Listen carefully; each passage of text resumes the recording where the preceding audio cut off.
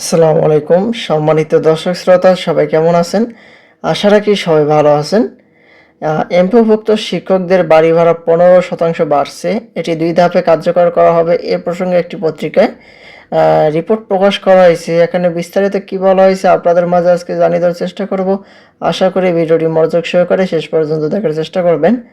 আর আমাদের চ্যানেলটিতে নতুন হয়ে থাকলে অবশ্যই চ্যানেলটি সাবস্ক্রাইব করে রাখবেন। আমরা আমাদের চ্যানেলটিতে প্রতিনিয়ত এমপিওভুক্ত শিক্ষকদের সকল বাড়ি ভাড়ার খবরগুলো আপডেট প্রকাশ করে থাকি, তাই আপনারা অবশ্যই চ্যানেলটি সাবস্ক্রাইব করে রাখবেন।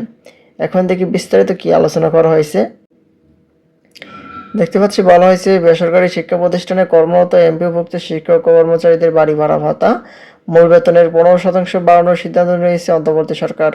এর অর্থ 2 ধাপে পাবেন তারা। প্রথম ধাপে এবছরের 1 নভেম্বর থেকে কার্যকর হবে 7.5% এবং দ্বিতীয় ধাপে 2026 সালের 1 জুলাই থেকে আরও 7.5% কার্যকর করা হবে। এখানে 1 নভেম্বর থেকে কার্যকর হবে 7.5%, আর দ্বিতীয় ধাপে হচ্ছে 2026 সালের 1 জুলাই থেকে 7.5% কার্যকর করা হবে, সর্বমোট 15%। আর মঙ্গলবার 21 অক্টোবর শিক্ষা মন্ত্রণালয়ের পক্ষ থেকে সিদ্ধান্ত প্রজ্ঞাপন জারি করা হয়। এর মাধ্যমে দীর্ঘ আন্দোলনের মুখে থাকা এমপিওভুক্ত শিক্ষক কর্মচারীদের দাবির আংশিক বাস্তবায়ন হলো।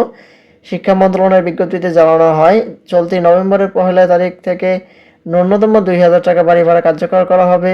বাকি অংশেও আগামী বছর জুলাই থেকে কার্যকর হবে। মন্ত্রণালয় বলেছে, এটি শিক্ষকদের জন্য একটি ঐতিহাসিক মুহূর্ত এবং এটি অর্জন যত সাফল্যের প্রতীক।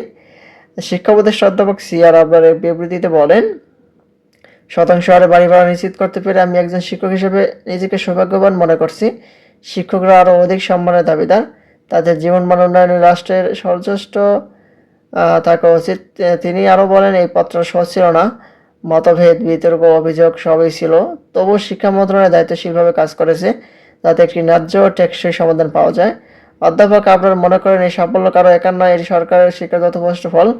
সম্মান, সংলাপ ও সমঝোতায় আজ জিতেছে।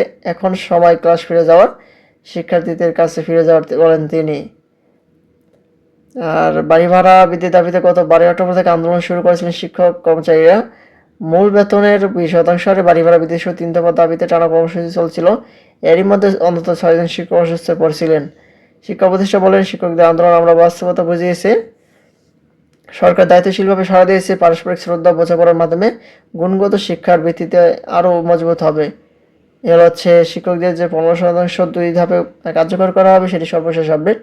পরবর্তীতে নতুন কোনো আপডেট আসা মাত্র আমাদের চ্যানেলটিতে পেতে অবশ্যই চ্যানেলটি সাবস্ক্রাইব করে রাখবেন। ধন্যবাদ সবাইকে। আসসালামু আলাইকুম।